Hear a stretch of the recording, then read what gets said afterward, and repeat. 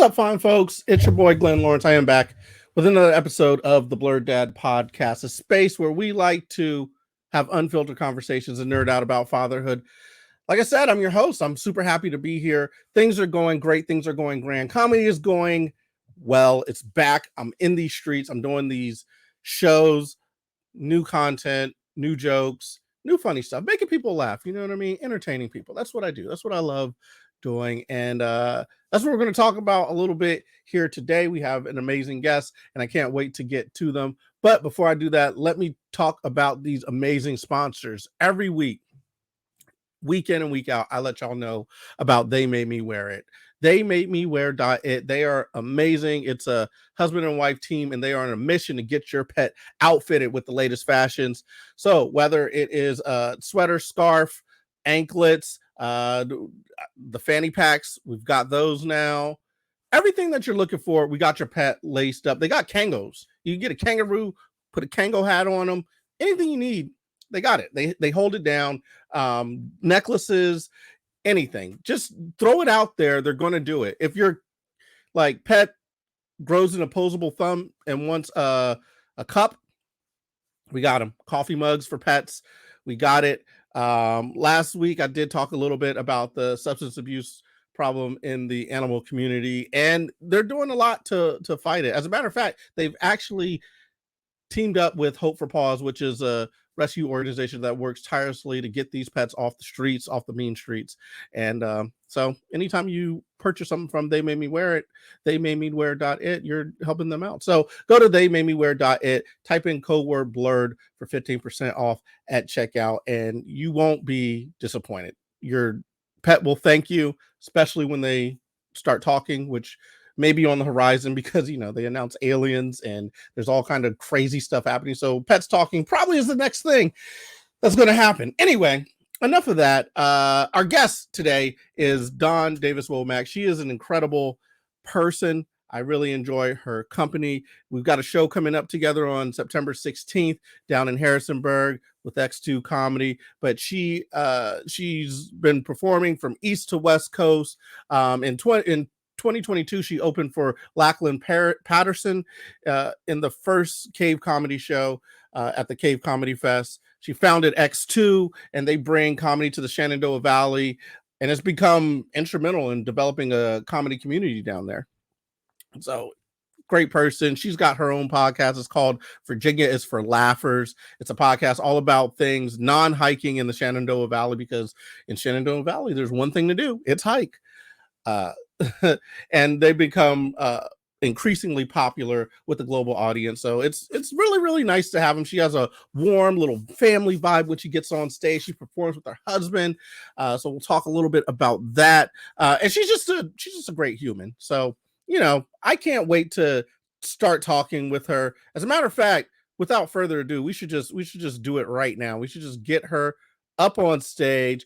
Dawn Davis Womack, what is going on? How are you? What is going on, Glenn? Thank you for having me today. This is truly an honor to be here. And listeners, thank you for tuning in today to this episode. It's an honor?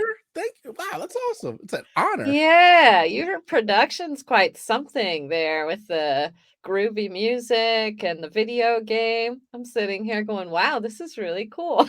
Yeah, I'm trying to do it, trying to make it fancy, at least for the guests who come on stage. One thing that I have figured out that I need to do, I got to stop saying like. I say like a lot. I say a lot, and I might have to get a counter. I'm gonna have to put a counter up in the corner for every time I say like or it's just a thing that I do. It's a verbal tick.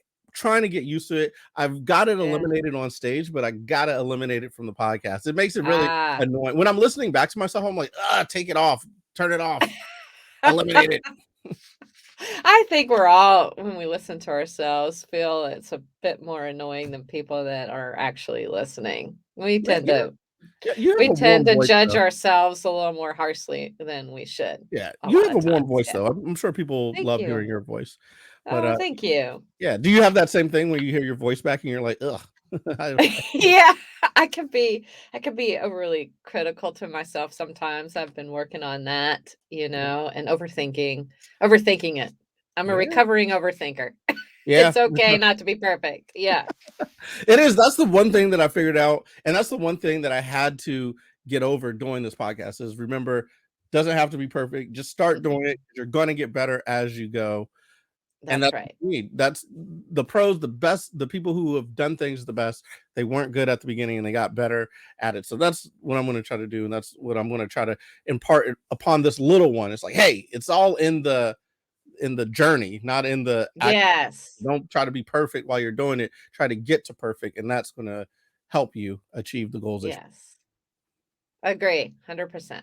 Yeah. So having you on today, I really one of the things that, you know, anybody who knows you, when they talk to you, they're going to hear about your lovely son and his accomplishments, because you're super proud of that. And of course, this is a parenting podcast. So how'd you do it? How'd you get him to become a pro? How did I do it?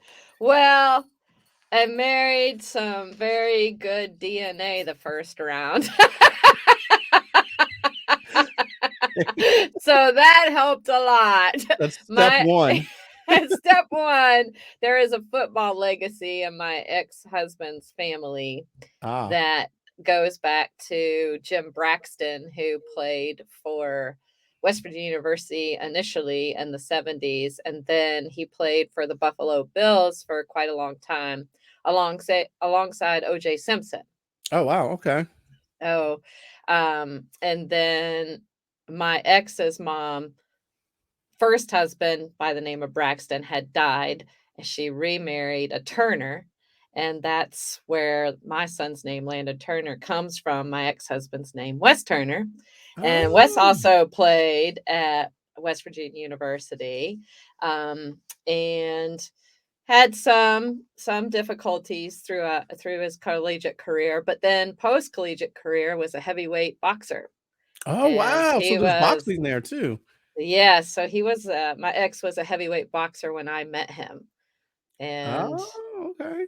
We got married, and now Landon Turner is here. There have been other football players that have been in the family along all that time, but then came Landon, so that's where my son gets his size and his color from. It's from my ex. That's pretty and dope. His athletic ability. Yes. Yeah, that's right. So you're saying not a lot came from mom in terms of athletic ability. You seem pretty athletic. You seem pretty spry.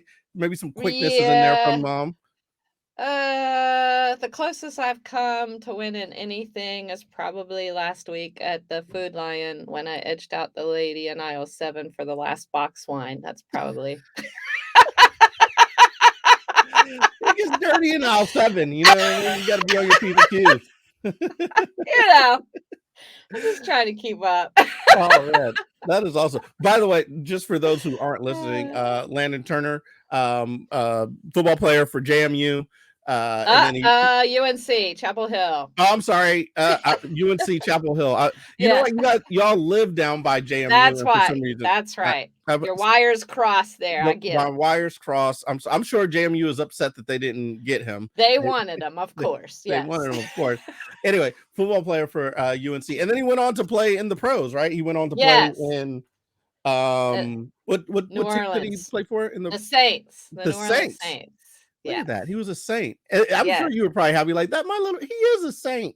That's why I thought it was perfect. Yeah, it's perfect being there. So, you know, raising that. And it's interesting. Did you know from like a young age? I said like I got to get it out of there. I'm trying to get it out of there. Did you know from a young age that he would be athletic or would be that athletic or make it to? Did he show any indications when he was a baby? Yes, he did. He was. Well, as a baby, even in early youth football, but he was big. He's always been big. So now he's 6'4", over 335 pounds, and wears a size 17 shoe. Oh wow! Yeah. When he was born, he was a big boy. He is a big boy. Big one. He's a big one. Always been that way. He's born 10 pounds, 12 ounces, and 23.5 inches long. All right, hold on. Time out. What? How tall are you? Oh, I'm about 5'10", 5'1" in a minute or 5'2" in a second. 5'1", 5'3" on a date, 5'1". Yeah. And you popped out a 10-pound baby? Yes. And I didn't think I was gonna survive it. I remember being in the delivery room screaming at my then husband, going, "You did this to me! You might as well be Satan himself right now." Also, you were, yeah. It gets a little hectic. It was rough.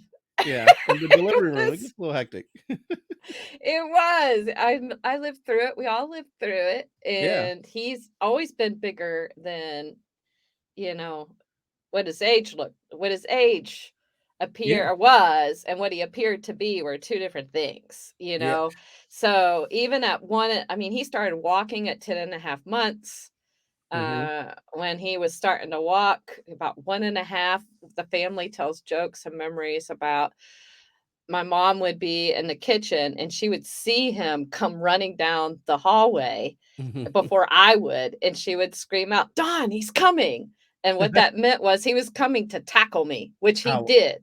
And he just thought that was the most hilarious thing. Even if I didn't brace myself, he could knock me over. Oh, really? Yeah, it was crazy. So then in youth football, he was the video we have of him being so distracted because he's 6, 7 years old, or sorry, that would be more like 7 or 8. So he's all distracted, with his attention span at that age. But he would get out there and the coaches would tell us all the time going, "This is crazy. The boy has leverage and he doesn't even know he has leverage." Right. Yeah. That's a wild one. So how do you navigate that because we're dealing with the same thing? My son, he's taller than most kids. He's only 2, and he's as tall as like some 3 and 4-year-olds, but he still has like the ability of like a 2-year-old. So it's a really weird thing. People assume he can follow directions and do things that a 3 or 4-year-old will do, and he's trapped in this like 2-year-old body and not able to actually act in the same way that a 3 or 4-year-old would act. So how do you handle that? How do you navigate that? Because you got to protect him from people who think that he's older and he can handle things better than his age. Yes, a couple of things we did with that, or I did with that specifically, is just be more physical with him and encourage those physical skills. I didn't stop him from doing that because I wanted him to be more agile and athletic. It was showing itself, but people around you did not understand that. And what I deal with, the sometimes judgmental looks, or somebody would say something, would be like, just tell him his age, and they would be surprised. Yeah. I'd be like, he's actually 4. And they're like, "What? I thought he was 9." I was like, "No." Yeah, he's a young one. So he's just letting people know in a nice way, helping them be aware of what he or how old he is.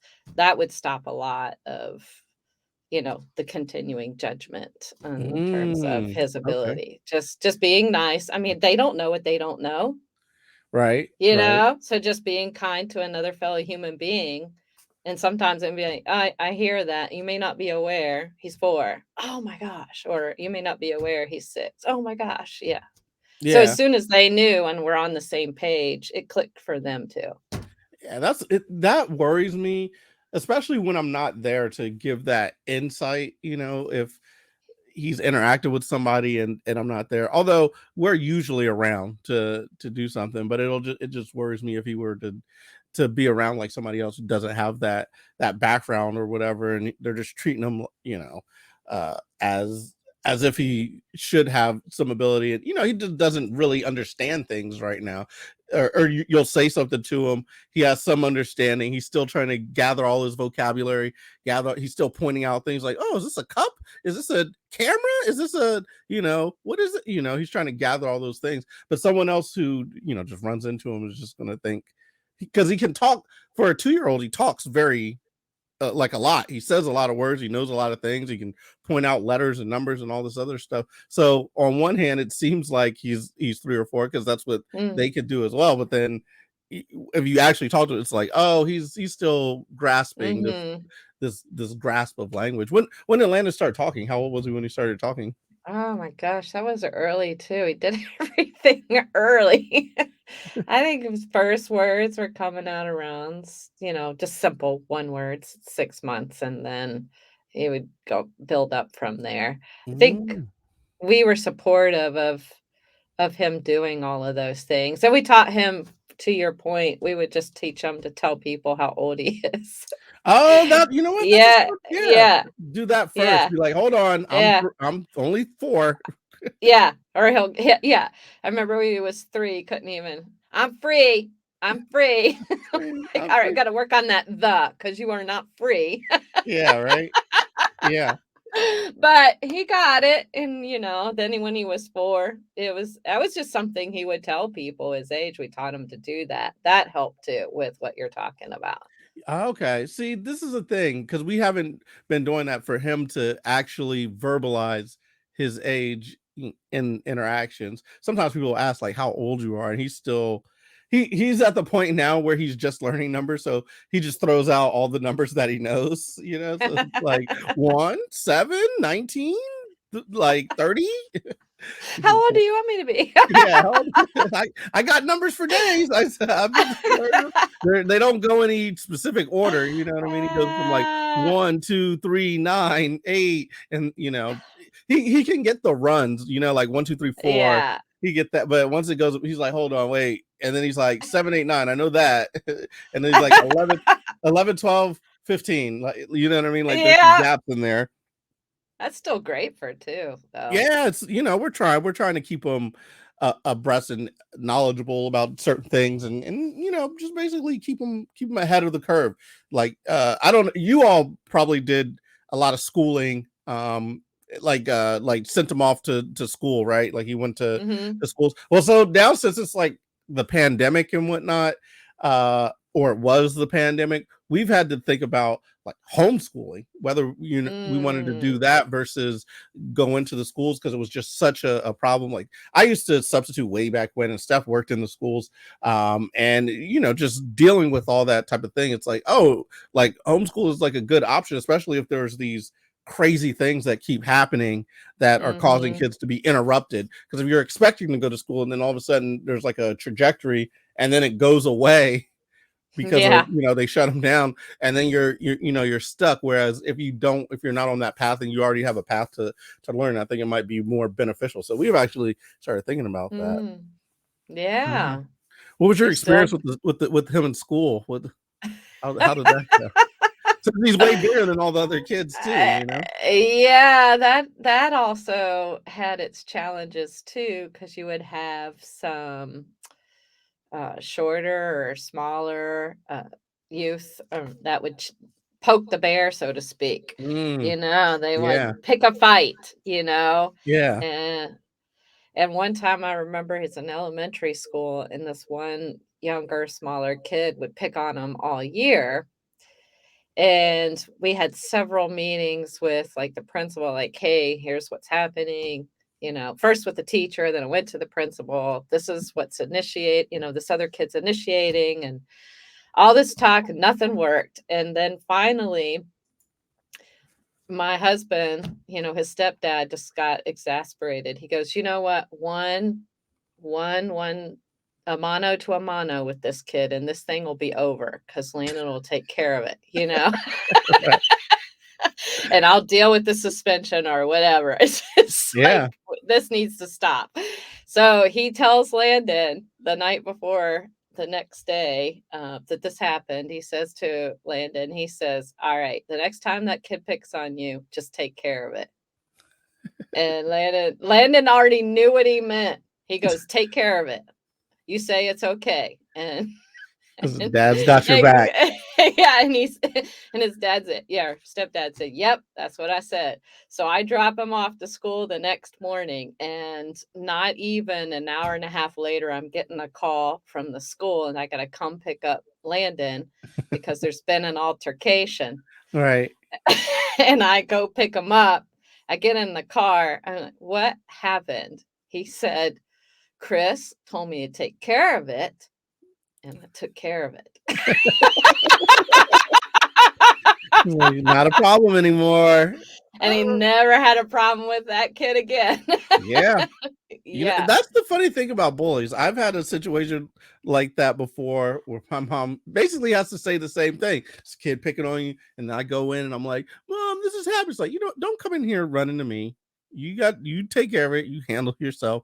And I won't say what happened, but I went out and handled it probably more expeditiously than she would have expected. It's like, oh, I got the green light. All right. And then I ran back out and kind of walloped him. It's like, oh, and then she was like, oh, whoa, I didn't, maybe not that aggressively, like that. But never had a problem with them again. You know what I mean? That problem did not present itself again. So that's something that I definitely am thinking about because my son, very, very sweet kid, very, very sweet. And I worry about the getting picked on or someone else who isn't as kind, maybe doesn't have as much caring in their home and takes that out on kids at school or whatnot and navigating the bully thing. Did you ever worry like the opposite side that, because I mean, Landon's a very sweet person. I don't think you would ever worry about him bullying things, but the whole bully aspect, I feel like coming into this generation's having kids is way more, we worry about that way more. Like I feel like when we were coming up, when we were growing up, like the bully thing just happened, you just dealt with it, and nowadays it's like a big thing and everyone's like fighting on. How much did you worry about that, or how much did you have to deal with that? A lot or not that much because he was so big? Or yeah, not that much because he was so big, except for a couple of instances like I shared with you. Yeah. And I do wonder about that. I mean, Landon is 30 now. I'm not raising kids, now today like you all are. And I think about you all often because I can't imagine the pressures that today's youth has in social media. Has to be increasing bullying and young people just it's hard enough for us adults to not compare. Very true. Well, It's harder for youth. Yeah. Here's the thing that I worry about is the over disciplining. That's also a thing, so back in the day you could say, hey, if this kid's picking on you, you just got to punch him. But now in the day, everybody, they want to discipline so much that it's like you respond to a bully or something and then they want to like throw the book at some young kid for just doing what kids normally do. Like, there's a thing where fights happen, you know what I mean? And you as much as it kind of is annoying or whatever, fights are going to happen. Kids are going to get into tussles and that person has my toy or whatever, and they kind of have to do it. But now it's at the point where everyone wants to take it to the nth degree with children, that are just being children. And because I tend to think it's because they have past hurt and it was upsetting to them, and they want to rectify that by punishing the kid who does the thing to the next kid even more so, which just damages kind of everybody because they don't get to work through it as we usually do as humans. That's the thing that we have to worry about now. I feel like over disciplining as well as the bullying and stuff, so it all goes into it. So now you have a bully and then you get over discipline if you confront the bully. It's just a weird, like everything's kind of thrown in there, and you don't get a natural progression of the child raising. I feel like. Isn't that interesting? The bully initiates the harassment and they want to punish the person getting harassed. Yeah.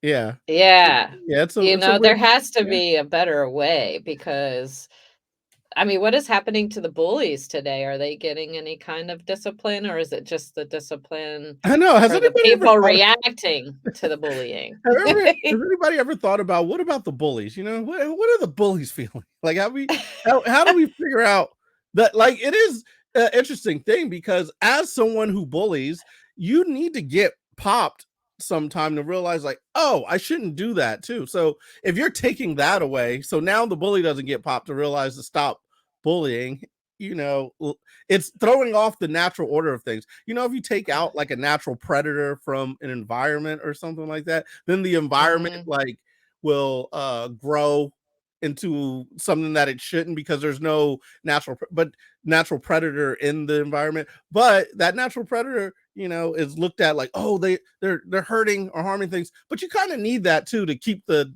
it's a weird, there's a balance, I feel, and I feel like we're losing the balance is what I'm not pro bullying, but I'm like, you do kind of need bullies to help other people who are not as strong realize that they have some strength by fighting back against those bullies. And then the bully needs to realize, oh, I'm overpowering the situation, I could get popped, and now I'll back. I feel like it's a natural balancing thing that we used to have, which we don't really have as much anymore. Yeah, and if someone is harming someone and threatening someone and harassing someone, there's, regardless of, the hurts they had, not that those aren't important and need healed. I believe anybody, in second chances, and anybody that is acting out in that way needs help. But at the same time, they also need to have some consequences for initiating harm to another person. While we're also tending to their well-being, to find out, where is that anger coming from? Why are they acting out this way? What is going on at home? How can we help them, heal from those things so they don't want to act out in this way? But at the same time, you just hurt somebody. So what is the consequence for that, while we're helping you work through all those things that happen to you? You know what I mean? That's very important to be addressed as well. I don't know. I think this is why I kind of want to get him into some martial arts, because it teaches discipline, and it teaches to protect yourself and all those great lessons that you can learn. And like you're saying, if you fight back with like not actually harming the bully. No, you don't want to hurt. I mean? Like you're going to fight yourself. back. Yeah, exactly. So you learn how to fight back, but in like a healthy way. And then maybe society can stop like trying to discipline these kids to the nth degree for, minor altercations that normally, nowadays I feel like they have all these zero tolerance policies for fighting and whatnot, which I don't know if that helps. But again, there's these schools where things are crazy and you need a zero tolerance because you gotta get rid of it. I don't know. This is why I'm thinking about homeschooling. There's way too much to think about, you know what I mean, in terms of this kid is fighting, now this kid is the bully. And and I've been teaching, when you come into like a fight situation, you don't know who was doing what, so it is kind of like, all right, both of y'all go home, everybody's suspended, you're in trouble or whatever. And you just kind of go overboard, and because there's nothing else to do, you don't know who was doing what, so you don't take time to figure out who was doing what. You just kind of discipline everybody. It's kind of, I don't know, it's a catch-22. What can we do to stop this issue? Can't we all be nicer? Can't we all just get along? I think we'll get there. We've all been through so much in the last few years. So it's one thing that helps with bullying or trauma and all this type of stuff is laughter, which is something that you're very very good at putting together. You have X2 comedy.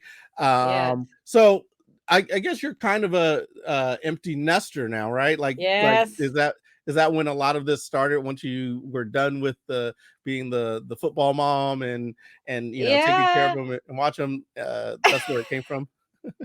Yes. Yeah. Essentially, I mean, he had moving beyond high school football when I started getting into comedy. So he was playing college ball.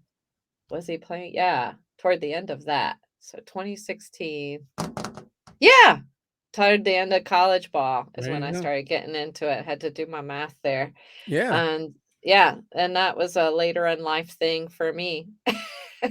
You got to fill your time up with something, before you're like very focused on him, football. And I know a lot of football moms, and I know how much effort and time it takes into that. And then once you do that, you're like, I need another challenge. And founding X2 comedy, I definitely, dealing with comedians is definitely challenging. It's like herding cats. It is like herding cats, but you all do it well. Like I was talking about earlier, we have a show on September 16th. How has that been for you? The starting comedy, getting into comedy, producing awesome shows. what's that been like for you? What's that progression been like? It has been quite a ride, and it continues to be a quite a ride as it keeps evolving. I took the classes in 2016, comedy classes, to face my fears of doing it. And what was happening, and the reason why I started X2 Comedy, is I was finding myself going, east to west coast in Richmond, which is 2 hours from us, or DC, 2 hours from us, Virginia Beach, 4 hours from us. There really wasn't. The classes I even took were in Silver Spring, Maryland, which was a 2.5 hour drive one way. Wow. For 5 weeks straight, I did that once a Wow. week. And Dedication. then, right? And so I did that. And I was sitting here going, there has to be some more, or I want some more opportunities here in Harrisonburg. What can I do? And thankfully, I'm a Christian, so I feel like God provided opportunities to me. So a local new brewery owner was looking to have comedy at his establishment, and he reached out to a comedy sketch troupe that I was with but had Mm. disbanded, and reached that group and said, "Hey, would you guys do comedy at my brewery? Would you be interested?" And I reached out to the group and said, "I know you all aren't doing anything anymore, but I'm doing stand up. Do you mind if I contact them? Is that all right with you guys?" They said, "Go for it." So I did. And that was March 2018. We did our first show at that brewery. And we did once a month shows for 19 months straight. And my Nice. whole goal was just, hey, I'm figuring this out. I was newer at stand up too. Let's just focus on one great show at a time, figure out how to do this producing thing, figure out the whole shebang about that. And then the pandemic hit. So that took a Yeah. direct hit to live entertainment for all of us that are in it in Right. all the capacities. So we decided to move in the direction of doing social distance shows, because we figured having shows at half capacity was better than having shows at zero capacity, Mm-hmm. and being able to bring comedy to people in an environment where we provided, that safe space between tables. So at that point, we started selling the tickets in parties of 2, parties of 4, parties of 6. So you came with people that you were biologically comfortable with, if you were Right. comfortable with coming out. And we did all this, cover the mic and wipe the mic down between performers. And we did that for a good while, which turned out to be super successful. So Yeah, it was amazing. I feel like that was super important, a super important turning point in that whole process of people figuring out, no, we do need human connection. We do need to get together. And what's the best way to do that? How can we do that? You all are a great example of figuring it out. Basically, there needed to be people who figured it out, how we can get together, how we can run these things. I know when it first started, we had a show, Level Up Comedy had a show, and we had to make the decision to begin with. Is it, do we do this? Should we go out here and make this happen? Ultimately, we didn't have enough information to do it, because it was the very beginning. Like, everything was kind Mhm. of crazy. This was right before it. Literally, the day everything shut down was the day of our last show. Like, that was the day, like the announcement, everything shut down. Yeah. So we had to make that decision, and we're like, all right, we're gonna chill out.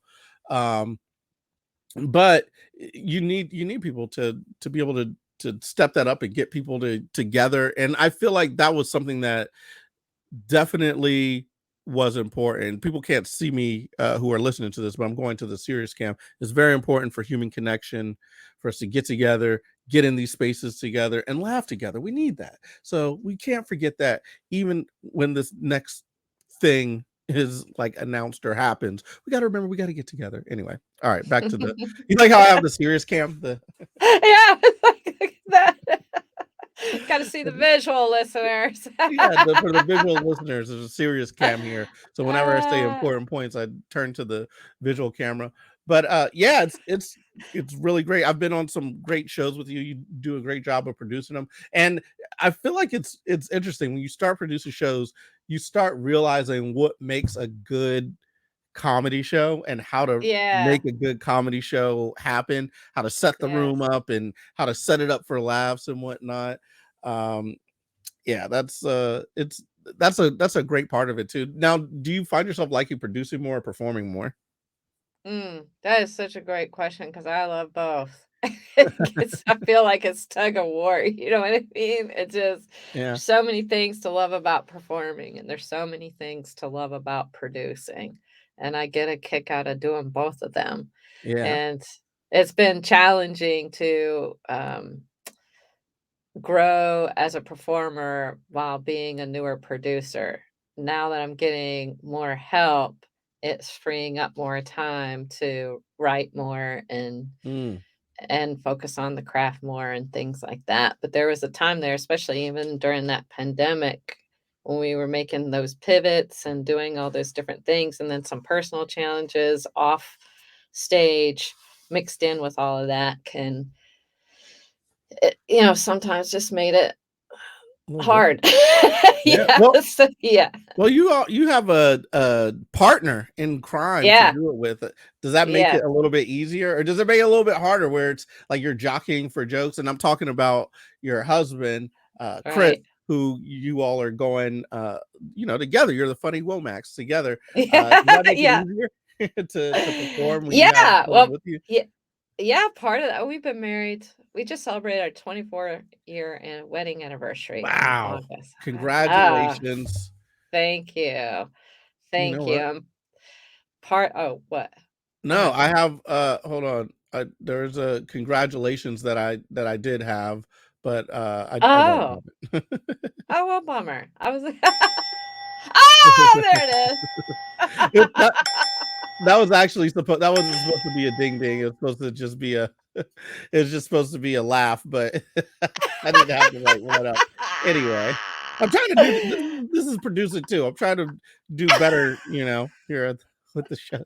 I was supposed to be some clapping, there was an audience cheering for you, an applause break, but Wow, thank you. didn't have it. I Anyway, can I can envision. I can envision. yeah. That actually has been a blessing for us because it's the off the stage challenges were within the marriage actually, and Ah, I don't know how much we will share about that in the future months and years to come, but I can say that comedy was huge in healing for us and a very awesome respite from the yeah. difficult times of navigating through all of those challenging waters this last couple of years. And it was during that time early on 2 years ago when Chris was like, I'm gonna go to the open mic and do stand up. And I didn't believe that he was gonna do it, mainly because the 2 or 3 years before that, the guy running the open mic locally then here was Christopher Cantrell, who's a hilarious comic, by the way. Yeah. And he was running that, and Chris would tell Christopher Cantrell how he was going to do the next open mic or he was going to do it soon. So it was the boy who cried wolf for 2 years, 3 years. So when he finally said he was going to do it, and we were going through some difficult times, I'll believe it when I see it. And what do you know? He gets up there. He had been working on, he enjoyed watching me do comedy, just asked me a lot of questions about the craft. He watches it a lot, in his free time. So he had been making notes and he had a little 5-minute set. So he was ready to go. He just had to go. Yeah. He'd been ready to go for a year and a half. It was just sitting there on his It's like phone. the reverse Marvelous Miss Maisel, like just sitting there like I'm gonna get on there and then get on stage and start taking off and doing it. Oh, yeah, and he got up there. Well, he's naturally funny and he brings humor into his class in the classroom. And he's been a professor now 30 years and he is, all his his students have talked about how humorous he is, and it's one of the favorite parts they loved about the class. Not only learned kinesiology, but they had fun learning kinesiology in his Right. classes. So he gets up there for his first open mic. He slays it. He just slayed it. And one of our partners at that time was a local vineyard. We were doing social distance comedy shows at their Mhm. venue. actually inside their ballroom at half capacity. And the owner happened to be there. They were just out with some friends. They saw comedy. They thought it might be an X2 thing. They love us. They were just going to check it out. But it was an open mic ran by somebody else. They saw him, came up to him afterwards, shook his hand and told him how much they loved it, and then looked at me and go, he's going to be on the next show with us, right? Right. And I said, yes, he will. There you go. There you go. You know? It's also very interesting that a lot of times I feel like what drives people to comedy is like having beef with your spouse. Like this beef is so I can't explain it to her or I can't explain it to him, but I got to get on stage and tell somebody about what is going on. We do. And if we ever open up about everything, I mean, we already have tons of material, so we'll just see. But we do have material about just, you know, being married in general, the more lighthearted stuff right now. Do you all run jokes by each other? Like, yes. Like, oh, this is good, or that's not good, or that's off limits. You can't talk about, you know, the fact that I'll leave the toilet seat down. We're usually pretty liberal in whatever we want to talk about. That topics don't seem to be an issue. You know, the lighthearted stuff, but we do that all the time. You know, I'll write a new bit. What do you think about this? You know, and he'll give feedback. Oh, that's great. And how about you can punch it up here, and vice versa. It happens all the time. And we now have a local group of comics out of us doing that we work with, and we call that group the Basement Comics.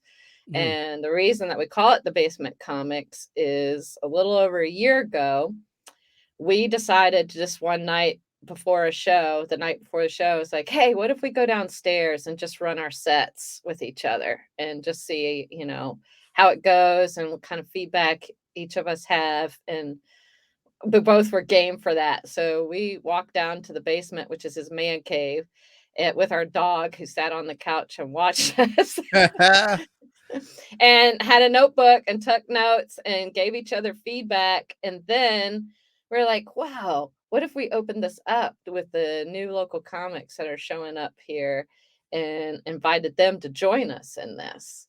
And so we did. We identified about 8 local funny people. About 4 of them were starting to do comedy, and the other 4 were doing improv or had just the skills. We felt if they wanted to, we could teach them to put at least a 5-minute set together. So they came and they each do 5 minutes. They don't have to memorize it. It's a no judgment zone. Everybody feels free to not have to be funny. It's even freer than an open mic, and they stay up there after their 5 minutes, and we give them feedback to punch it up and encourage them. And that's still going. And now I put them on shows. That's great. That's fun. That's exactly that's how I started doing comedy. I started in my living room with another writing partner, and we just would go over our sets, and he would, you know, say things to me like, slow down here, you know, take your tone down here, and little things like that. We would just go back and forth with each other, and it really, really helped. And it's just interesting that the living room, the basement comedy is where a lot of it is born, because we did that for a good two or so weeks before we actually got on stage. That was the genesis of us getting on stage. So we worked those bits, we worked those initial jokes, and from there we just took off, and I've been doing it ever since.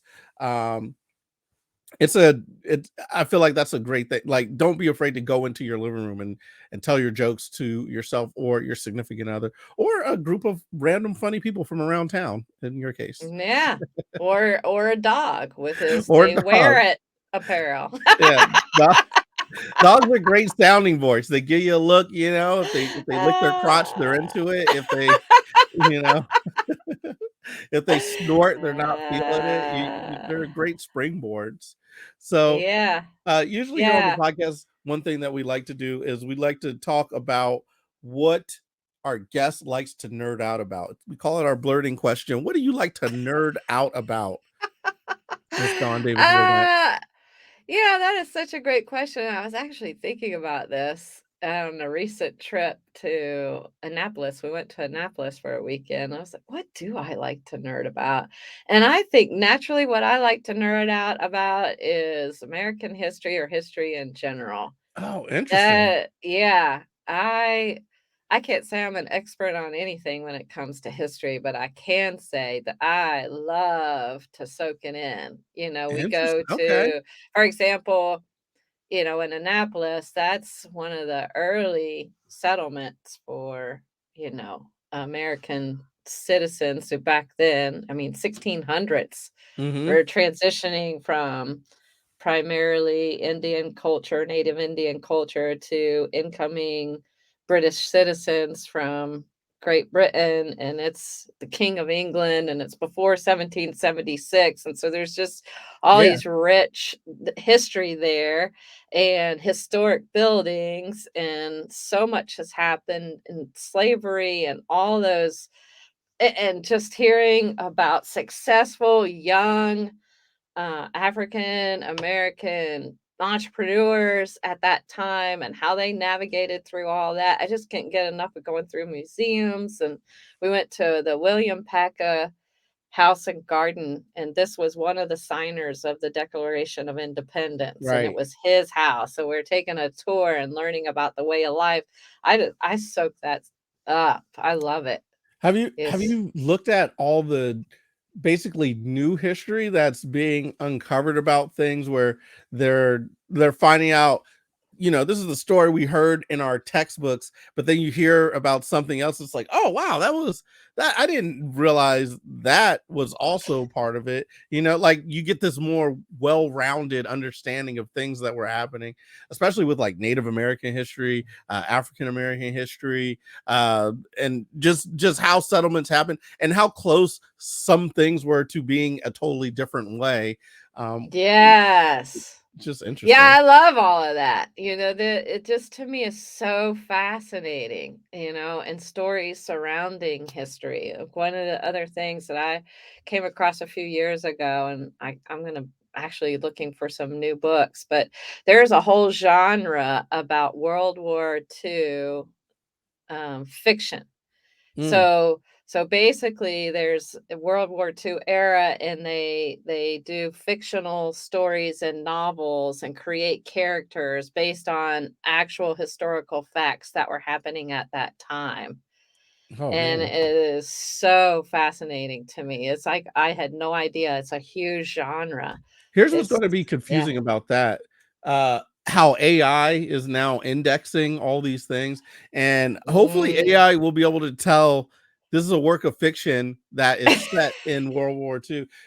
For instance, if AI took a movie like Inglorious Bastards, which is a, World War II embellishment and reimagining, and took that as mm, truth, then all of a sudden history has changed, and it might not mean anything now because we all have experienced or talked about or been through classes where talk. But if you think about a generation down the line or two generations down the line, when the story gets blurred and the what happened gets confused, and they're taking this story as gospel, all of a sudden, boom, the story is totally different on how things happen, and you could get really really confused. That this is going to be it's a weird era for history and whatnot, because things are going to start getting crossed, and yeah. even things that actually happened and just the way it was documented was incorrect sometimes, because the winners Mhm. get to write the story, and then you get to hear the full story when you get these heritages back, like, no, this is actually what happened. I don't know, it's just all very interesting to me, but I'm very worried about AI blending the fiction with the real thing, and the next thing you know, we get some mashup of things that actually didn't happen. Yeah, you know, that's a legitimate concern. I mean, even right now, AI is capable of making deep fake videos. Right. It can make somebody look like they did something or did not do something they did or didn't do, you know? So Scary. It's frightening. it's a little bit frightening, like Hunger Games. Yeah, right. All of a sudden, the Hunger Yeah, Games could become real. that would be frightening, wouldn't it? Yeah, yeah. I don't know. Luckily, I feel like I've aged out, of the Hunger Games. Morgan's who I would be afraid of. He would be the one who has to go in there, so hopefully he doesn't run into some bullies in the Hunger Games, or he's the bully in the Hunger Games where he can survive and make it on to the main district, Yeah, it is a crazy time we're living in. I mean, there's some awesome things you can do with AI right now too, in terms of your business and other aspects of life. Did you ever think you'd see the day where it's like it's here now? You could have your own. Skynet has been launched. Did you ever think you'd see the day? No, we were just talking the other day, Chris and I, about how much innovation has happened in this last 100 years, more so than any other previous time in history. I mean, we're in our 50s, and we didn't even know what a cell phone was in when we went to high school. We didn't even know that was gonna even be a thing, Right. And I remember when I first had internet, I was in graduate school at West Virginia University, and it was the old dial-up. Right. That crazy sound. Yeah. And you waited forever to get on, and then you're sitting there going, "Finally," and now what the internet can do is insane. Yeah. It's crazy. And it's getting crazier and crazier every day. And if you think about it, there's going to be a gap that widens between people, like haves and have nots, because there are some people who have access to computers and internet and whatnot, and they're going to be pretty far ahead of someone who doesn't even have access to a computer. So they haven't even gotten to the basic level of being able to compute things to even get to the next level of have AI do things for you. It's a interesting, how are we going to bridge that gap? And the thing about it is, in the States we have things a certain way, but overseas they have even more access to this thing, and they have factories, and you see they can leapfrog us because we have, like you were saying, dial up. We have all these technologies that are stacked on top of each other, whereas if that technology comes out and it meets a village or something, they don't have to jump over all those hoops. They could just institute the newest thing and start from there, and all of a sudden they've kind of leapfrogged us because they don't have to worry about stacks of technology that really are kind of irrelevant now or obsolete, but we have to worry about them because there's tons of people who are still using it. It's just a wild time. It is a wild time, and overseas in other countries and other parts of the world, they're getting limited access to things we have access to on the internet, and so that's happening as well. It's not uh, everything is not the same globally when Right. it comes to this digital revolution right Yeah. now. Yeah. It's I don't know. It's worrisome. I worry. That's the thing. If I had to talk, I'd nerd out about that, like the technology advancements and where technology is going. I'd nerd out about that too. So you're into the history, and I'm looking at the and then somewhere in the middle is X2. That's where we're meeting. What do you think about the robots, Glenn? What do you think about You these know what? robots? I personally, I think everybody should. I think the way forward is if everybody has their own AI or robot. Like that's the way to do it, because once you start having, some people have them, some people don't. Then it starts. It gets kind of weird. It gets kind of murky.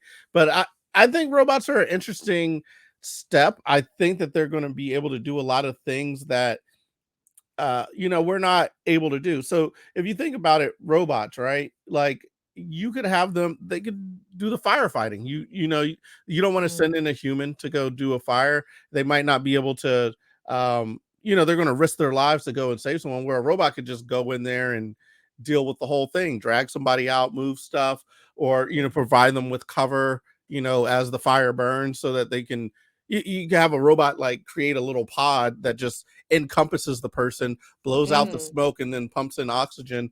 Has an oxygen tank there, and so the fire burns out around them, and then the robot opens up, and it's like, hey, I've saved this person from this huge fire they would have otherwise died in. There's things like that. You could have them, be waiters. You could have them, store clerks, all this other. But the thing about that is, all those things are jobs that people once did.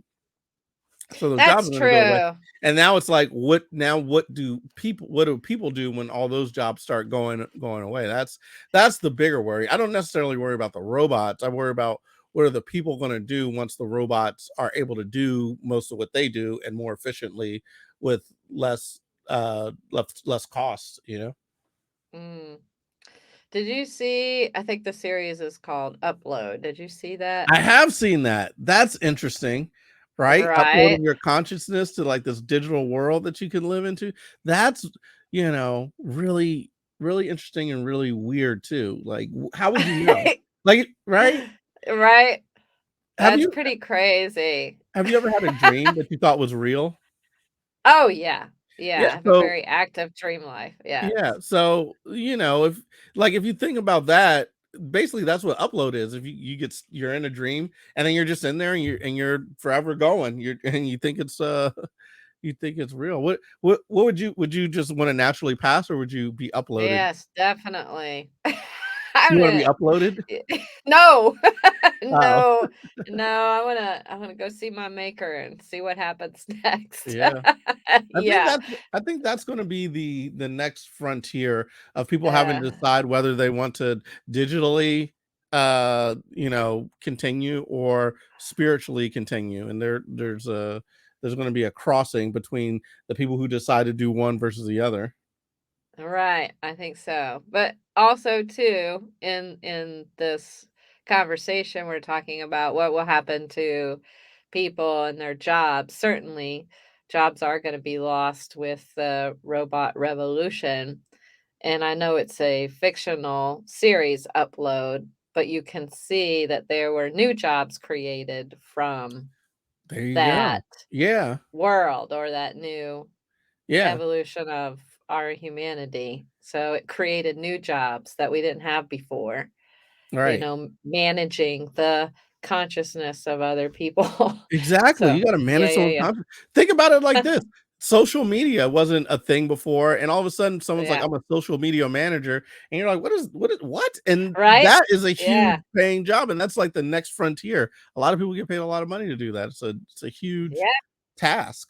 Yeah, I have a very part-time social media manager for X too. I can't do it all. I need to start farming it out to, different things to people, and I'm figuring out what next I can farm out. So I'm, doing a lot of Yeah, strategic you're gonna have planning. a fleet of robots like Iron Man that's gonna be doing all this stuff. They're gonna be fun robots. We're gonna start infusing a lot more fun in everything we do. So we get a robot, they're gonna be fun and funny. Fun and funny, and hopefully not a bully. Yeah, hopefully not No, they're not allowed because they aren't fun. yeah, bullies aren't fun. No bullying robots, you know? I'm gonna Uh, send them to my therapist. That's where I'll say send the bully to my therapist. Go find out oh my where's your pain? What is I it know. about? It's Yeah. wild. It's a wild time to be alive right now just to It see all really this is. stuff. Can you Wait, believe that we're living in it? Can you yeah, believe well, it? we I talked mean, about the AI and the robots and everything. We didn't even talk about the aliens. What about the aliens? What about I that hear situation? more talk about aliens. I will have to say, this is a vast universe. How can we think we're the only ones? You know what? That is so true. Maybe we are so unique But that we're I not don't know. humans, but I doubt Yeah, it. I I think don't know. there's got to be something. I mean, I saw this video with a husky earlier today, and a person was trying to reprimand the dog for eating something off the counter, and the dog was like, "Roar, roar, roar!" And I was like, "What? Like this dog could be evolving. That could be the step before dogs start talking." You see And this?